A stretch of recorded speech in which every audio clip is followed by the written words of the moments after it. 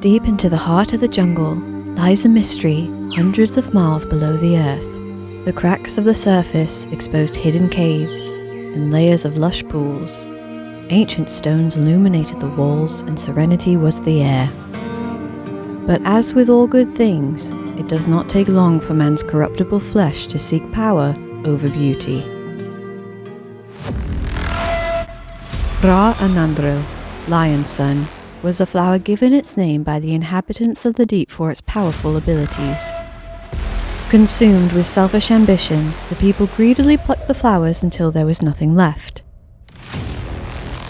From their greed grew jealousy, and from their jealousy grew hatred.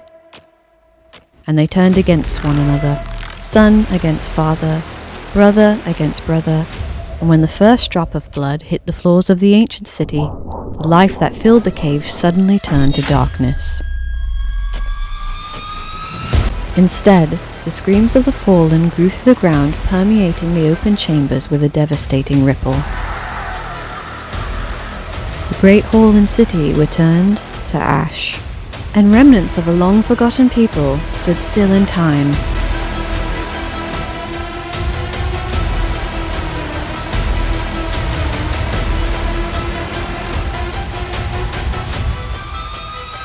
A protector, born out of the golden nectar of the deep, shrunk back into the darkness and became void, and out he re-emerged lost.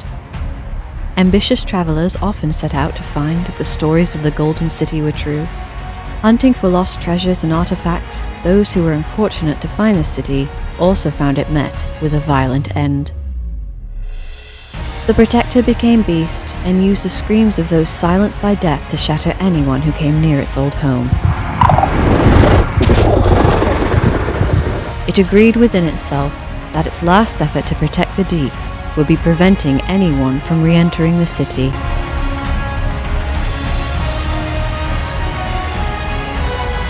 Or leaving it.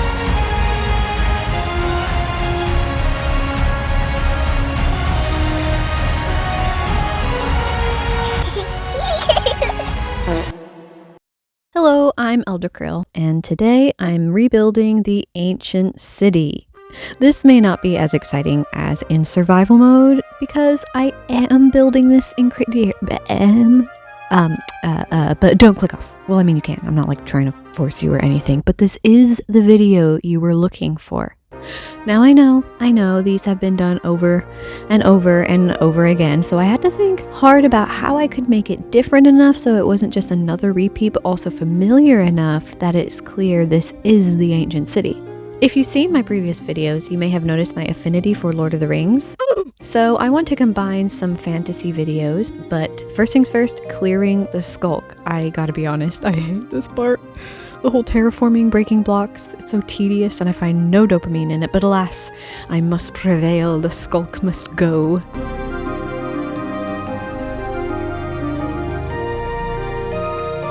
I do kind of like the idea of the skulk on the ceiling to look like the night sky, but then how would they see the sky because they're...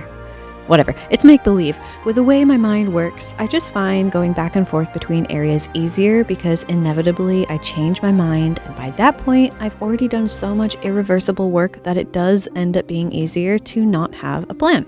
So you're going to notice the blocks look very different because I'm using a texture pack, specifically the Kingdom's texture pack, but first I want to work on this bridge area.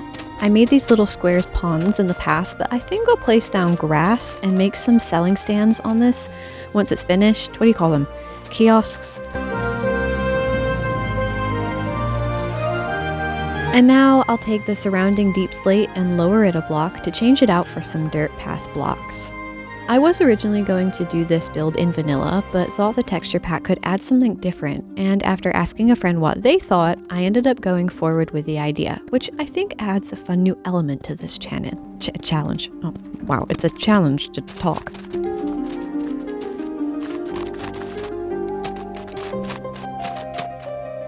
Alrighty then, I'll change out these basalt borders, which have this cool wave pattern. It looks like a knit sweater, but also I think the pattern could work great for a dwarven build, though I'm not keen on the shade of gray, and notice it doesn't match the others well.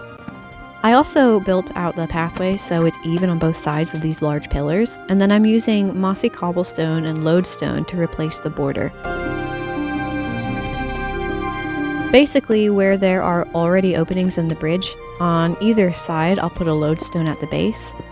And I want to elevate this bridge so that behind the kiosks it leads into a bigger shop that villagers traveling through the city can walk through. I like that the bridge feels more purposeful and that life gets brought to it this way, so I'll mix in some mossy bricks and stone and close a few of the openings so I can add windows.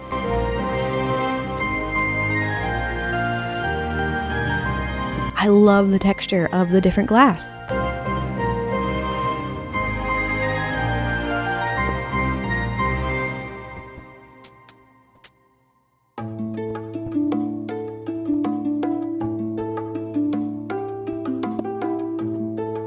On the inside, I'll lower the bridge by 3 blocks.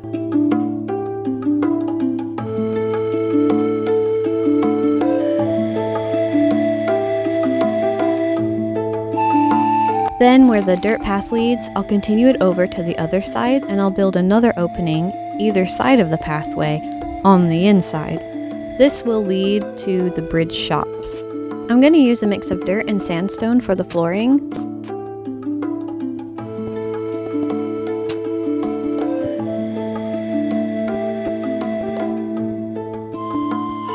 And that's what it looks like traveling through it.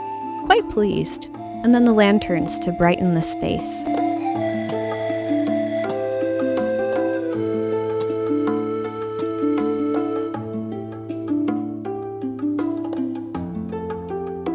So now these pillars. I'm excited about these because I think they really turned out. I'm using a mix of black stone and mud bricks, and after replacing the base with black stone stairs,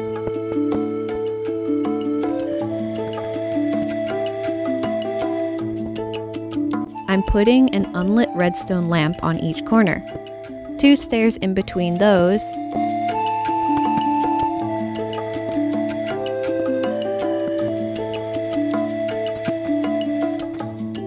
and then I accidentally minimized my game and it opened up to this hot pink bug.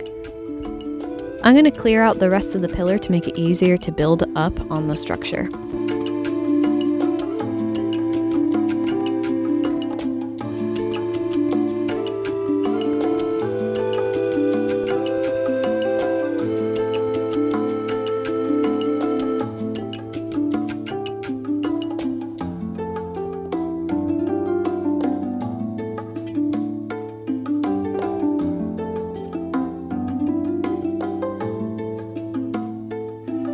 I want my city to have a unique history. There are these small shrines throughout the city that I haven't gotten to yet, but in my world, they're not where the inhabitants worship, but they serve as memorial stones.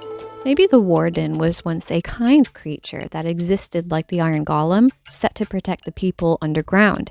It recognized the distortion of other mobs like zombies and skeletons, and therefore it was able to fight away these mutants. But when the villagers began to turn against one another, their corruption bled into the deep. The Warden was set to protect villagers. How could he protect them from themselves? What used to be a place of honoring those who fought to protect the deep and celebrating the life they cultivated, a place where you wouldn't expect life to flourish so far from the surface, turned into sorrowful reminders of how far they fell. The Warden, a deeply empathetic creature, was encompassed by horrors he couldn't contain, so he began to sink deep into the void. Lost in isolation, the darkness transformed it. Now I'm placing upside-down mud bricks and chiseled blackstone on top. So that's where we see the Warden's core made up of life, and I kind of drew it a bit creepy, but its eyes could take in the beauty of that life too. In its transformation, its eyes sort of disappear, almost as if it couldn't take in the world anymore. Now that the pillars are complete, I'm going to connect them at the top on the mudstone bricks using black stone stairs to create a small arch.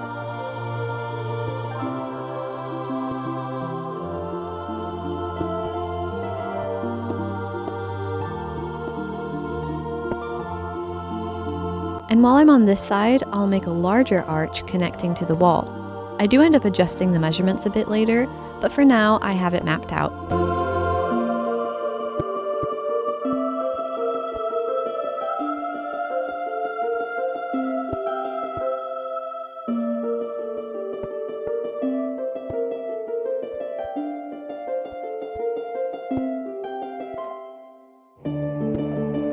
Then I'm going to fill in the spaces with more cracked black stone and create a carved symbol of the deep above each arch. I think the flower of the deep is actually the dandelion. Long ago, on rare occasions, stalagmites, formed under ancient pools filled with otherworldly powers, would drop their waters onto whatever lay below. On even rarer occasions, these stalagmites would drip onto a perfectly ripened glowberry. The nectar of the berry and the magical waters would make the perfect seed, and there, the dandelion was formed. The ancients believed this fruit was special because it illuminated the once cold stones with warm light. If the moss was under the right conditions, a flower that mimicked the sun in appearance would spring forth from the ground. It could be used for all sorts of medicinal purposes, and with both its fragrance and the use, the inhabitants of the deep never had to go to the surface again, unless it was for trade. But like with everything beautiful that gets met with selfishness, the beauty of the flower began to fade. The villagers grew greedy, desiring more, and out of their impatience they tried to grow the flowers in their own way. The heavenly nectar could only form from time, when the fruit had perfectly matured. So as you can see, I made an image of the ancient portal with netherwort and mud bricks behind it, because it will go with the decorations. And I thought this was so cool. Using paintings, there's this red and gold banner that I thought worked perfectly in the design. I'm gonna go ahead and add another one I found below, cause just look. Oh my goodness, it fits so perfectly, and it makes me feel like they really hung up royal banners and flags. And so I'm gonna do this on every single side of every single pillar.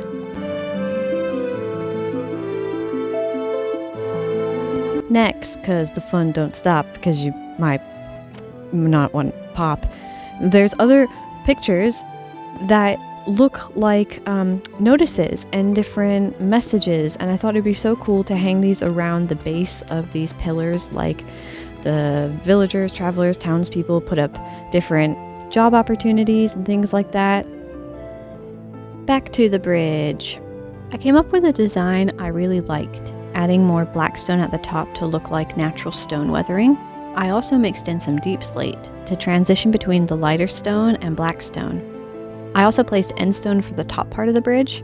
So on the other side, I'll repeat this by placing a row of cracked black stone and extending it by 5 blocks. Then placing a chiseled black stone block with this really cool pattern with a 3-block gap in between.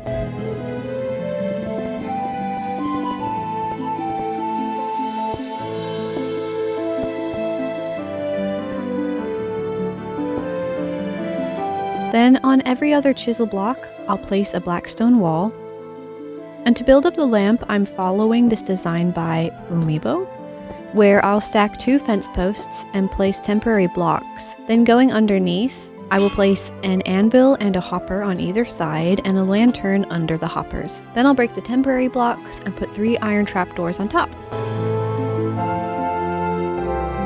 On the black stone wall in between the lamps, I'll place an end rod. And between those, I'm putting a plant pot and an acacia sapling. On the outside, I'm going to switch between a black stone stair and a black stone slab.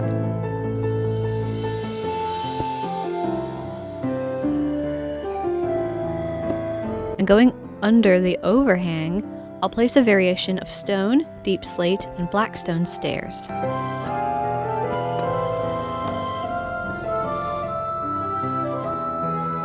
I'm going to fill the remainder of the dugout deep slate with grass. I think similarly to the way the dandelion was formed, the warden was born too. I drew him having tiny little dandelions all over his body to reflect this connection to the flower. In my world, the warden's existence began in a similar way to the flower, but under far more spectacular circumstances. The ancient pool dripped through the stalagmite, combined with the perfectly ripened glowberry, dropping onto a glowstone when the brightest star shone over the starlight waterfall that leads into the ancient city. I wanted to incorporate the original design of the bridge, where the top almost looks like ribs. I've done this by connecting archways between each pillar all the way across. Now in each section on the ceiling, I will place layers of moss blocks. The glowstone is like the heart of the city. It's essentially what brings light and life there. But, like the warden we know today, everything else in the deep began to distort and decay. The starry skulk was formed when the first drop of blood dripped onto the floors of the deep. Everything in creation makes a sound. It makes me think of when Jesus said if no one would praise him, then the rocks would cry out praises. It was like death met life and turned something warm and beautiful into disease. It's how we hear the skulk cry out when we break it. It's the sound of brokenness. The villagers, obsessed with getting this otherworldly flower under their own power and control, turned into pillagers. This is why so many rooms in the woodland mansion are filled with flowers, and this deep, pun intended, desire to get the formula to everlasting life. Instead of appreciating what had been given to them, they wanted to turn it for their own corrupt purposes. They had forgotten that they were thriving in beauty and harmony. It's also why we see outposts with caged mobs. The caves had magical glowberries, whereas the lands above had allays. The pillagers we see today carry on the cult legacy of wanting to recreate the warden, who was the protector of the deep. So they capture iron golems, who are the protectors of the overworld. The warden is the strongest mob because it was never meant to die, and being so far underground required a certain level of strength and power to sustain life. The land above was vast and had different strengths, so its protectors never had to be as strong as the warden. To light up the ceiling, I'm going to add glowberries, but to keep them from growing down, I'm placing a candle beneath each vine to look like it's part of the plant. Originally, I chose black to blend into the stone, but I realized green would work better. I want to extend the bridge out because it's here that I imagine a major archway leads into the city, something dignitaries and new travelers would come into. On each person's entrance, they would be met with a narrow pathway leading them directly to the warden head structure, a symbol of the deep's majestic power. I decided to elevate the path by 3 stairs up, and underneath will serve as a small archway villagers can pass through. I didn't want it to feel like it was hard for the people to get to the other side or only through the narrow paths between the shops. I also made this lower by 2 stairs, and I've darkened some of the grass using the furniture add-on by XP Games. I do want to add that this add-on and this texture pack do not seem to work as smoothly together. I experienced several crashes, lags, and it made my phone very hot at times. I still want to see if I can get by with using it though, as it will be great to decorate. I also created a tunnel that leads into another section of the caves, so there are more routes for villagers to travel. One of my favorite parts of this texture pack is the armor. I was able to make this incredible looking armor stand from diamond armor and place it onto an end portal frame block, which looks like an engraved golden slab that will work perfectly with the city's theme later on. I regret that I did this part off camera. I was really struggling for a while, going back and forth until I landed on this, and if I had recorded, I would have had no phone storage. I blended the giant archway in by extending it to the ground and making an inlay in the wall.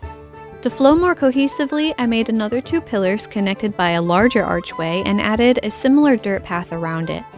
I love the pop of red that the mud bricks bring because they add some warmth to all of the dark stone. But I also wanted the city to feel like it was hewn out of rock, so I added cracked bricks which have this pebble feature with moss blocks and created this very bulky square appearance. I really enjoyed making it look this way instead of rounded out. This is a feature I'm gonna add to all the walls around the city and the ceiling.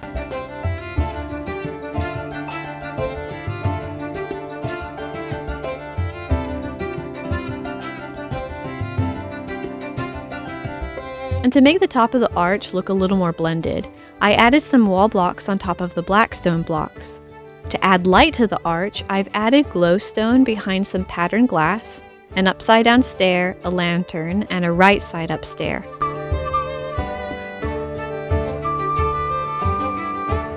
The ceilings have to be the most labor intensive for me because I want to place the moss in a way where it flows a bit more naturally, and there's adequate space between the different levels of moss. I will say though, it's worth it to make the city feel more warm and alive.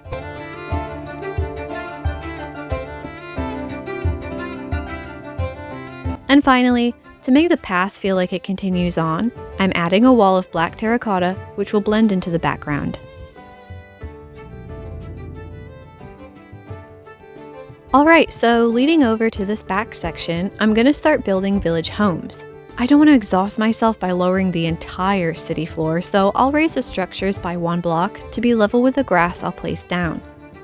I began with deep slate, but quickly felt it wasn't the right look. Sandstone was closer, but it was too bright, and then the pièce de résistance was red sandstone. It's perfectly earthy. I'm not ashamed to say I looked up many references when it came to the smaller structures.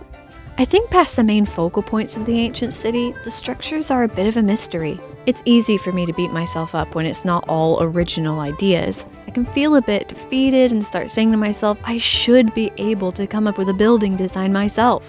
Well, firstly, it's taking me a long time to discover that's a shaming thought. I should be? The truth is, I'm not always going to have a brand spanking new idea. There are times where my creativity seems to run out or I get stuck in the loop of making the same designs. Instead of telling myself I should do better, I'm going to say, I put a lot of hours into this work and I need a bit of help. I believe we were designed to need one another, and how easily I forget that. I can't possibly do everything myself. There's a verse in the Bible that says, spur one another to love and good deeds, and iron sharpens iron. In other words, we need each other to encourage each other to keep going. And there's another one that says, woe to the one who falls down and doesn't have a friend to help him up. We weren't made to do this life alone, and in a twisted sense of reality, and let's be honest, insecurity, I want to feel like I have it all together and look at all these wonderful designs my beautiful brain came up with. And while my brain is beautiful, it ends up being about me trying to prove myself and others that I have what it takes or that I'm worth something because look at what I can do. If you find yourself battling those thoughts, the reality is we are already enough. Other people don't get to deem our worthiness or existence. We don't have to keep trying to prove that we are worth loving because I believe the God who made you and me made us with all the love and worth to begin with. So we don't have to keep trying to earn approval for our existence. You were made to take up space, and you are not a waste of it, because you were made to fill it. So with that in mind, I've been using this protruding rock to my advantage and build some structures underneath and up into the rock. I want these homes to look dwarven as we're deep into the mines. I'm just keeping the paths around the city about 4 blocks wide, just so it feels consistent with other areas that have even number blocks. But I'm pretty proud how this house turned out. It's essentially 3 small apartments with a porch on the side. And when I panned back, I noticed this part of the ceiling and suddenly thought of building a bridge over the village that the inhabitants can use. After a lot of TNT. I forgot to record it, so I'll show it after this section is built. The bridge is taking up too much real estate, so I cleared it out along with the skulk floor. Moving toward this back wall, I thought it would be great to build an old door leading to somewhere. After mapping out the initial frame, I got creative with making it feel like a large wooden door. Truth is, I actually like it, but it just wasn't right. So I knew I had to come back later and move on to something else. For this structure, I've turned it into a peaceful refuge. When the villagers walk in, they can take a moment to sit, rest, and breathe, and be thankful for all that they have. I love these little placeable totems of undying, reflecting statues posturing themselves in gratitude, and a small waterfall. For the broken watchtower, I replaced it with this bigger housing structure. On the opposite side, we have a couple of statue guards, homes,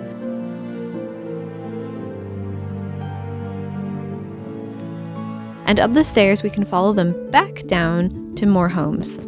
I'm not going to worry about the interiors of the houses because I'm honestly afraid that if I do, my phone will not like it, and I haven't even done the main portal of the city. Okay, I've built out more of the pathway and decided to make these rocks or shoveled boulders with a beacon in the middle and then use stained glass to turn the light beams golden, reflecting the power of the golden city. And then I made these floating rocks filled with ancient powers using shulker boxes as they have this cool pattern on them. I also mixed in teal glass, candles, and soul lanterns, and sandstone walls and bricks. Also, quick sidetrack, because I found this bat somehow chilling in the blocks.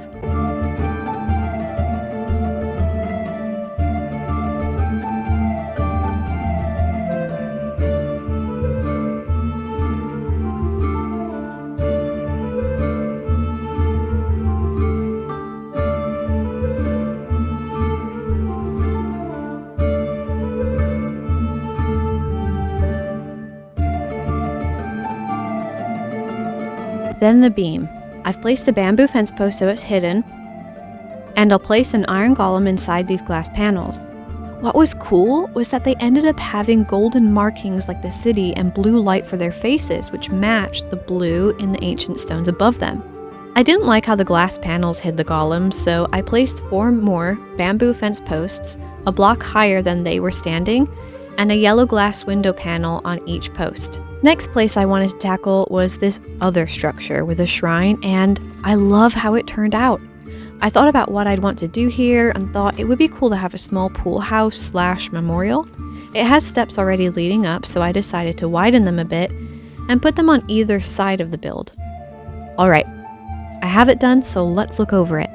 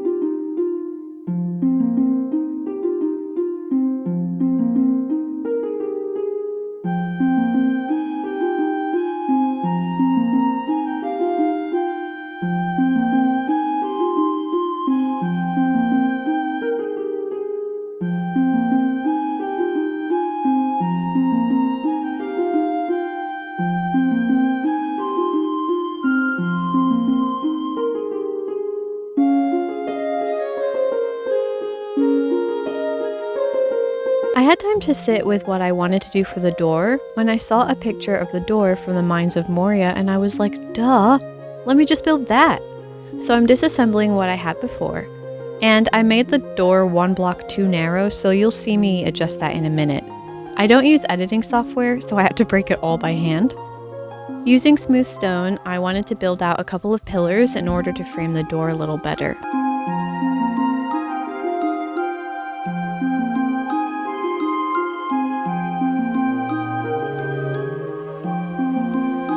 I had tried to use mangrove roots to get the tree pattern, but it didn't flow, so I had the thought to keep it simple, and instead I grabbed frog lights.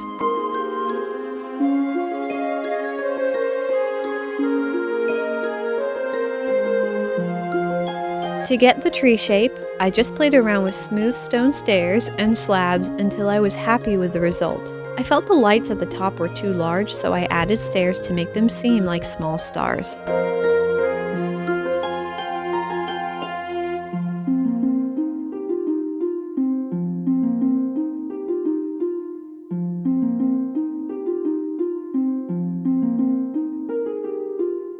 To light the pathways, I'm adding glowstones and placing moss carpet over top so it blends in with the terrain.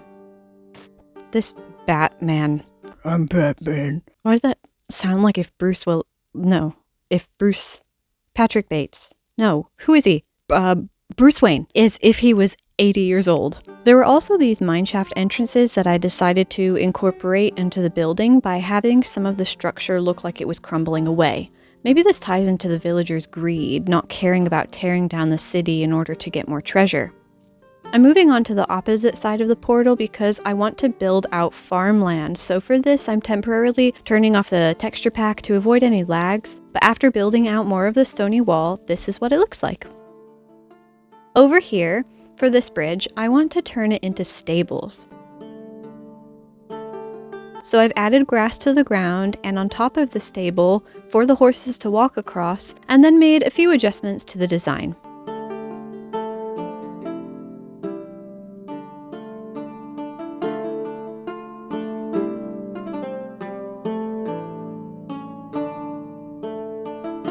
Instead of removing this part of the bridge that sticks out, I'm going to turn it into a roofed storage.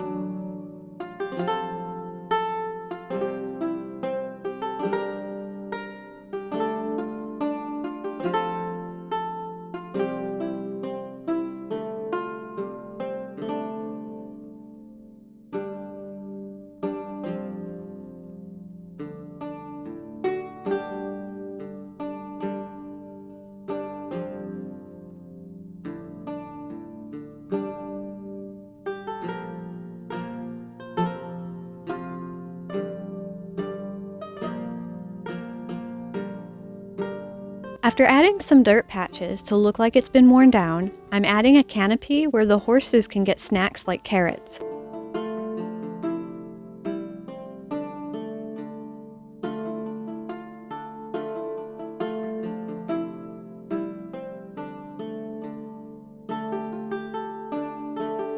I tried using a fish tank to look like a water trough, but it wasn't the right fit, so I made an old school one using water and trapdoors off to the side.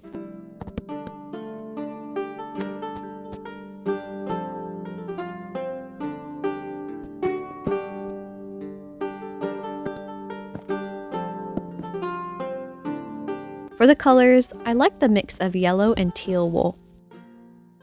I wanted to figure out a way I could incorporate this part into the stable and thought I could turn it into a barn. I replaced all of the blocks and built out a wooden beam that holds a pallet of materials, using grindstones as pulleys.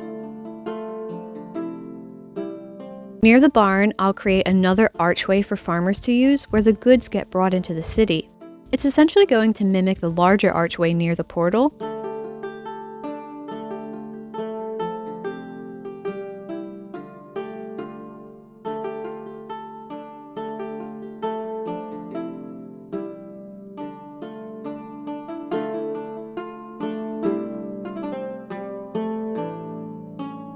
On the inside, I'm keeping it simple by using smooth stone and smooth stone stairs to make inlays into the wall. After some adjustments, I made it so I could add a small water feature representing the life that gets cultivated here, and adding a similar path like the ones around the city. But considering it's farming territory, I didn't feel it was rustic enough, so I wanted to make tracks that look like carts came through here and use bricks and mud instead of the end stone. I've also scattered debris around to look like old pieces of wagons that fell off, and made a wagon with a broken wheel off to the side that was transporting goods.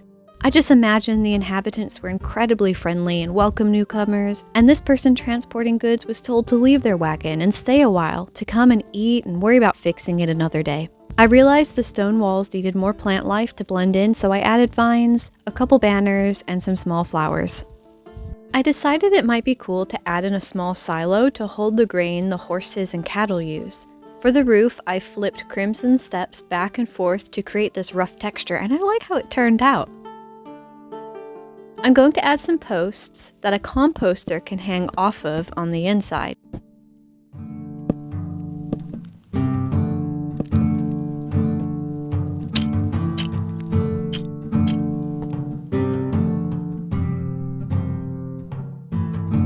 Then, to add a little bit of zhuzh, I followed a carrot banner tutorial, and I'm adding a couple of them to the sides of the canopy.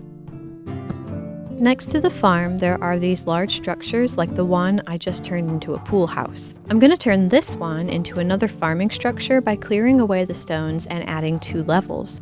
I'm keeping some of the floating stones so I don't lose too much of my mapping for where I want things to go. First things first, I'm putting a layer of dirt on the ground.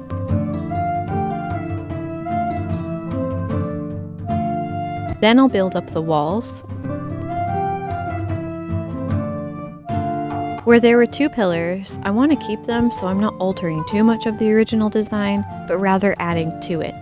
I made them way too large at first, so I'll shrinky-dink them in a moment. In the center, I've made an opening for the farmers and some steps to the side leading up to the second floor, which I'll make from more dirt blocks. Going around the outside, I want to weather it with black stone blocks and cracked deep slate. Now I'll fix the pillars by using the same glowstone pattern I've built around the city so it blends with the theme, and add wall pieces on either side to keep it narrow. I like how this one turned out better because I don't want it to overpower the building. Originally, this had a pyramid design on either side, so I'm adding it to the front as well, and I'll rebuild them on the sides in a bit. I don't know what happened to the recording, but I did the whole thing and my phone deleted the footage, so I'll just give a quick tour of what I've made. There's a small platform for crops to the left, and these fun-flowing streams watering some of the bigger crops to the back. Going up the stairs, we have a whole plot to plant, and I've put water between 2 trapdoors so I can keep the crops alive and place the lantern on top for lighting. I also made a well using end rods and a hanging pot from the furniture pack to look like a bucket. I didn't want it to feel so contained, so I also added 2 smaller levels for more produce.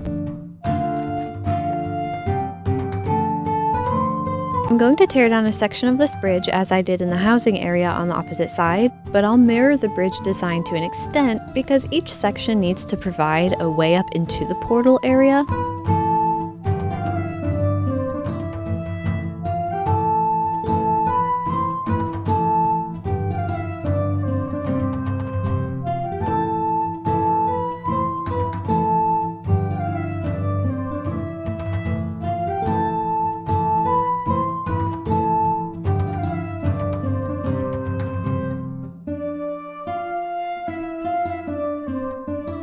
I've left this dugout section and created a small arch, keeping it 4 blocks wide, because I plan on building a small canal connecting certain regions throughout the city.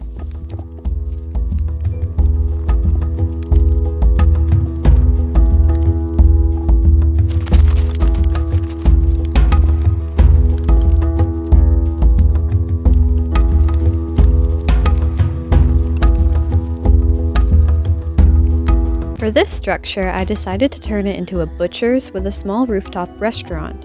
I noticed that the back was prettier than the front, so I'm bringing the design where we can see it better.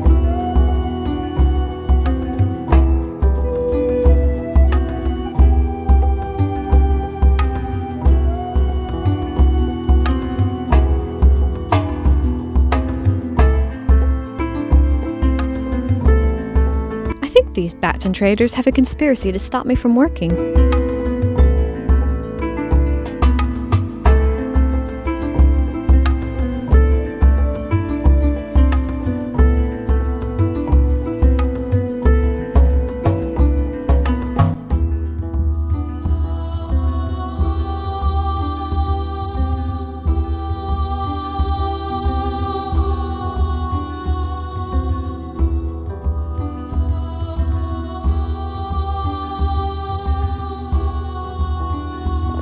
I think because this was originally an ice box, I'm going to tie that into this build by having this extra storage for ice and meat and barrels.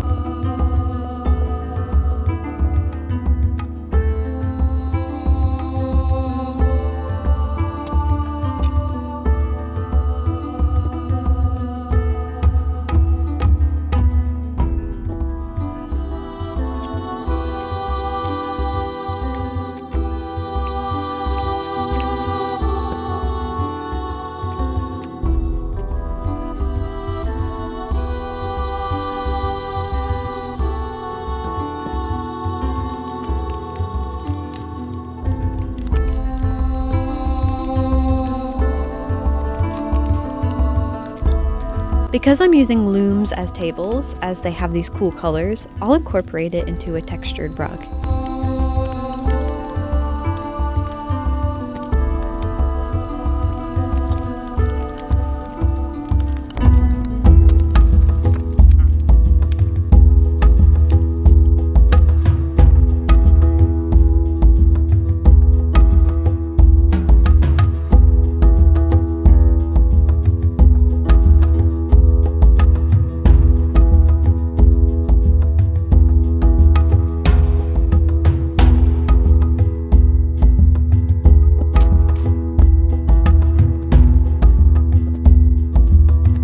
And here's what we have.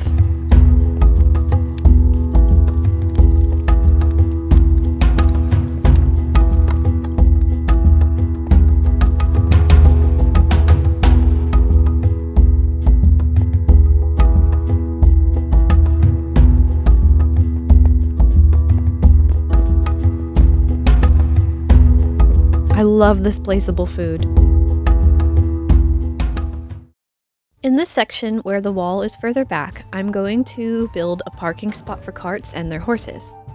On the side walls, I've already added different variations of the symbols we see around the city, and in the very back is where I'll make the section for the horses to be kept. I'm just using the same red sandstone and then some spruce planks.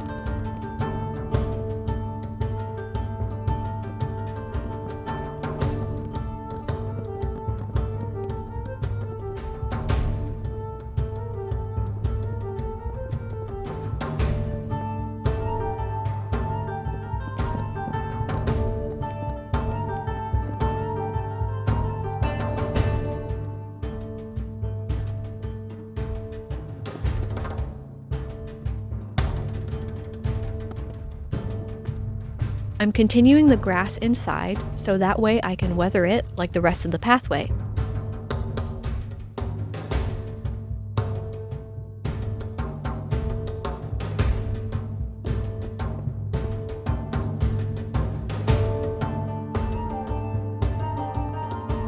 And then for the details, I'll add shelves of hay, and using the furniture pack, I'll place down an urn, a sink, and a water pump on top.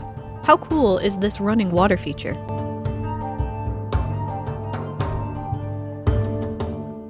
Now I'll build out different variations of carts.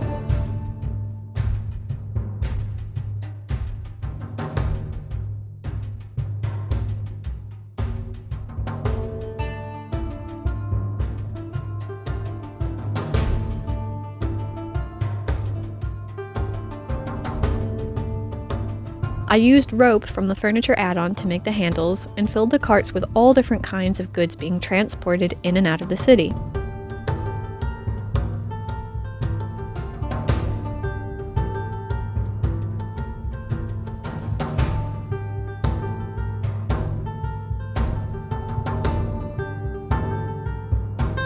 For decoration, I'll add in some smaller trees using fence posts,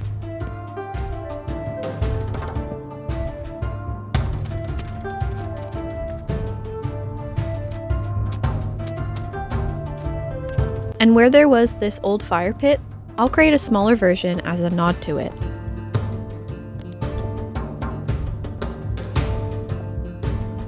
To finish off the cart path, I've just added steps into the ground around the perimeter of the path to make it look more intentional. And look, a mini cart!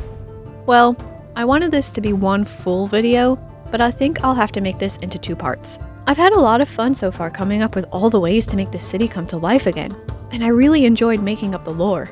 I will include links in the description for the Kingdoms texture pack and the furniture add-on. For the intro of this video, you may have noticed that dark dwarven city I panned through. That was made by the incredible Necron. I purchased this world from Minecraft Marketplace, so I'll provide a link to that as well. Thanks so much for watching. I hope I'll see you for part 2, and remember, you're 1 in a trillion.